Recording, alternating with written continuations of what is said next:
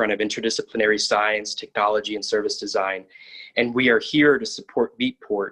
Despite these difficult circumstances, it's a time of great opportunity where we can see human potential flourish.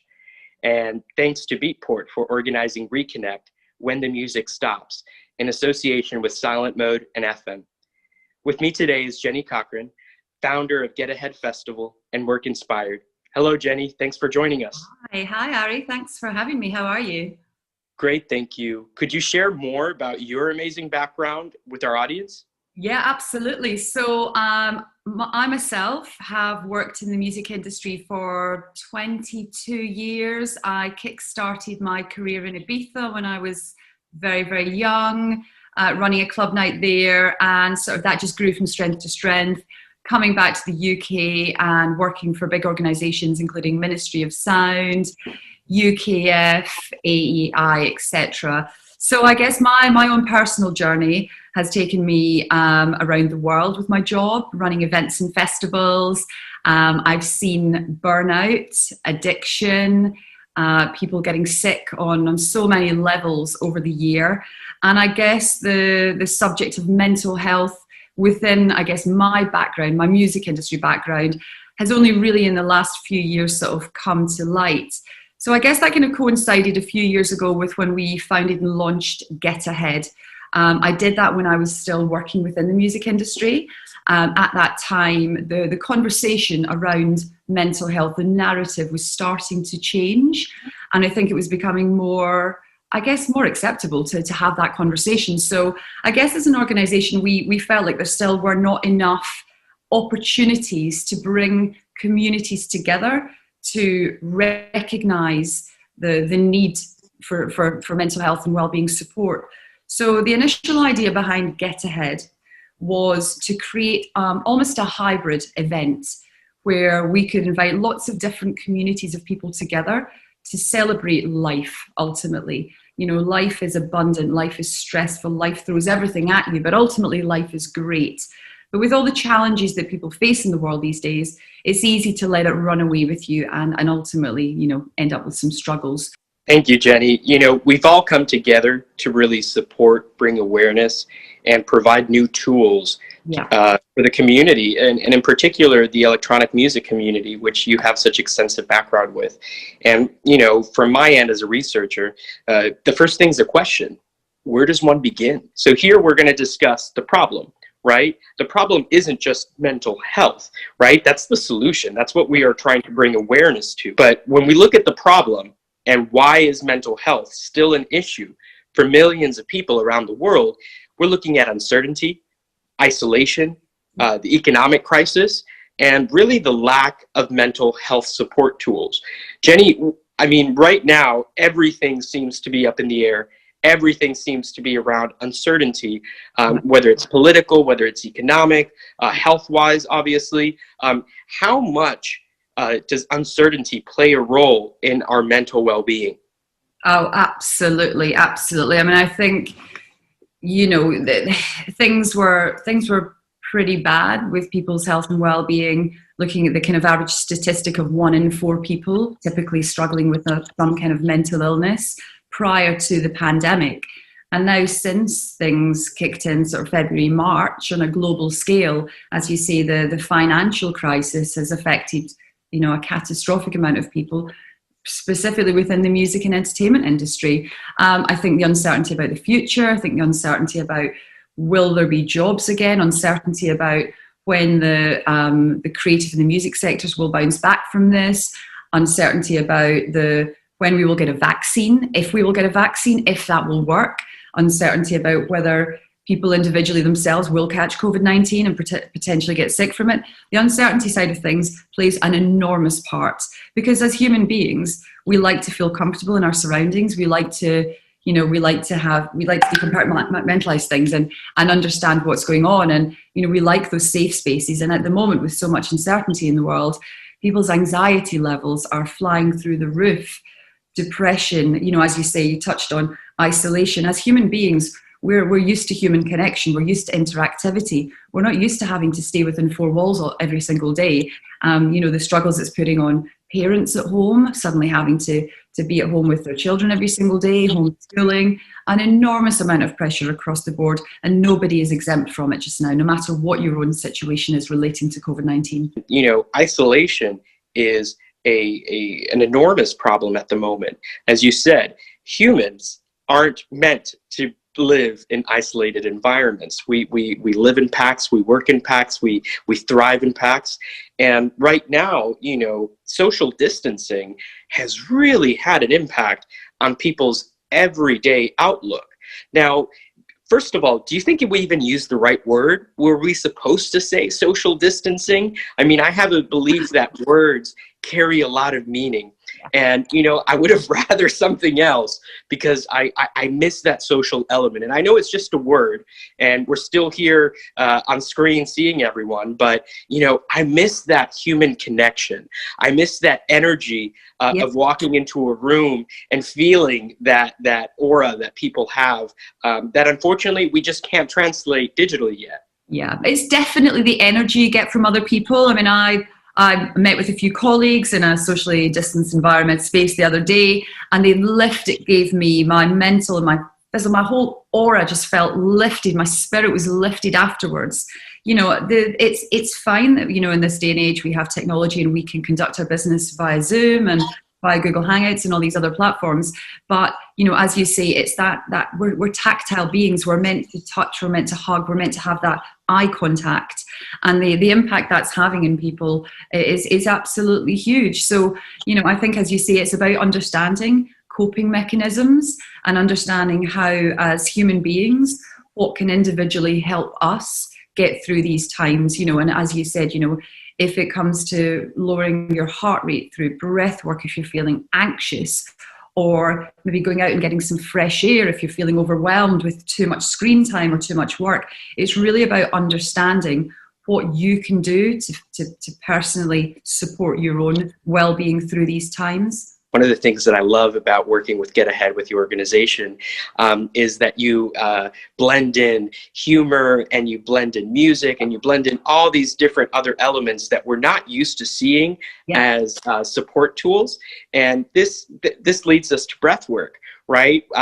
Silent mode really went out of the box here, bringing technology together with an ancient practice of ritual breathing and rhythmic breathing, together with awesome musicians like Tom Middleton creating really cool beats, who we've both worked with together. Tell me, how important is it for us to find new creative solutions for mental health? Absolutely crucial. It's absolutely crucial. I mean, I think I would say that probably a lot of people perhaps have not reached out and gotten themselves the help they may have needed, because the organizations or the resources that were out there were perhaps too sterile, too corporate, inaccessible for them. They maybe thought that it wasn't for them. So I think, you know, new platforms, new initiatives, which do shine a little bit more of a, I guess, wrap it up in a different kind of way. I mean, as you say, the point about, you know, platforms like Silent Mode, initiatives like Get Ahead, they are accessible. They change the narrative around mental health. I'm not saying they make it cool, but I guess they would target the more vulnerable people who maybe would not have gone to a health and well-being related event, or perhaps trialed some new mental health and well-being technology because they thought it wasn't for them. So I think it is about making it a little bit different, having a little bit of an edge on it, making it creative and fun, but at the same time educational, signposting people to how they can get help, you know, directing them to the right people. Ultimately, what we do is about helping people create a toolbox of tips and techniques that they can apply to their own day-to-day life. Now, even though we're talking about mental health, and we're talking about, you know, again, the isolation, the uncertainty, the economic crisis, and the lack of tools, that kind of reminds me of what it's like to be an entrepreneur. And you know this all too well. We both do. You know, it's kind of like the same mirrored scenario. You know, we get little to no sleep. which is not a good thing. We run the risk of burning out because we work so much. In our case, we have a lot of motivation to do what we do. And there's uncertainty and economic pressure when you're an entrepreneur as well. And most musicians and artists, you know, we don't call them entrepreneurs, but they are. They are, you know, absolutely. they're going through the same risk management. They're going through the same kind of, I don't know, but let me figure this out as I go. Tell me, how different is mental health for artists, for people in the music community?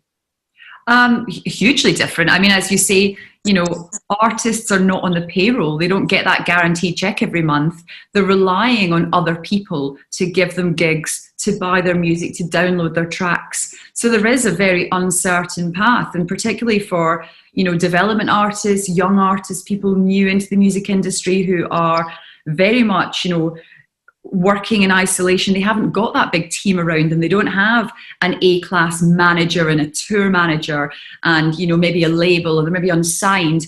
And, you know, the financial struggles are huge, but the level of competition that goes with the music industry as well, because it's, you know, the global music industry, everyone wants to be a DJ, everyone wants to be a pop star, but actually there's a very small pool of people that really make it to that #1 record, or, you know, selling out Madison Square Gardens. You know, not everyone's a David Guetta or a P. Diddy or something like that. So, you know, there's all the different tiers of stress that come with it. There's the finance, there's the isolation, there's a lack of support, there's the uncertainty, and the sheer stress of the competition that you're up against. Am I good enough? We have lots of great wellbeing practice in place. We have, you know, yoga, or we have this or that. So we're saying, let's do some stand-up comedy. Let's bring in, you know, like have some puppy therapy. Let's, you know, have some beatboxing competitions. You know, we're doing all these things virtually because no one's in the office. And one of the things that I've personally learned how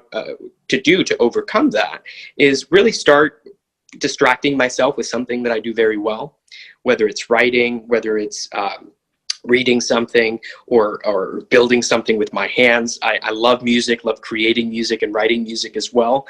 So they're all positive distractions that I feel like I'm in control.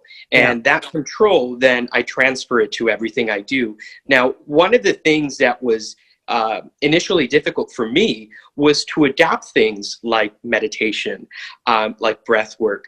They just weren't natural, or at least to me, it seemed like I already did it. Right? I already breathe every day. Why would I need to have help breathing? And, you know, and I have to admit, until I met Silent Mode, who we do research with, you know, until I was introduced to that product, I really didn't have an idea or an incentive as to why would I learn breath work? How could it help me? And it's amazing when subtle changes in your breath and how you breathe can make a deep impact as to how you feel, how you perform, and just keeping you in the flow. And right now, COVID has distorted our flow. Whether you're an artist, whether you're a business, a restaurant, a hotel, I mean, name it. This has interrupted our flow. And our goal is, how do we get back into that flow as individuals, as a community? Now, Beatport has done an amazing job bringing us all together to talk about this.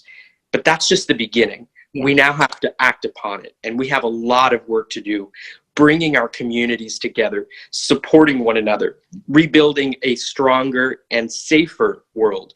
Now, while COVID has undoubtedly added many, many layers of new variables to how we approach events, how we approach music, the truth is the passion, the curiosity, the love for music is ever more present during these times.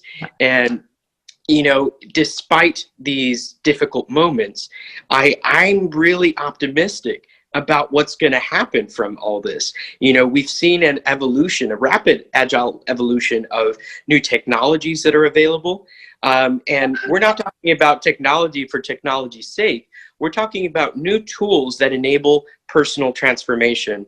And I think that's one of the really interesting things we're going to learn more about with silent mode, with breath work, and with new techniques. I mean, when you talked about yoga and some of the other more traditional ways of reaching that moment of flow, if you're not into it, you've kind of just been set apart, you know, waiting for tools. And what I'm really excited about is this new era of functional sound, where we go beyond the music, right? Where we look at how can we create sound, music, etc., things that uplift people, things that make it feel like a hug, things that allow us to come together. Now, we urge you to be part of this exciting wellness movement by using an evidence-based approach that celebrates the best parts of being human. Jenni, I want to take a moment to thank you for joining us, for sharing more about your incredible journey at Get Ahead and Work Inspired, and for the incredible work that you do, uplifting millions of people around the world with different solutions.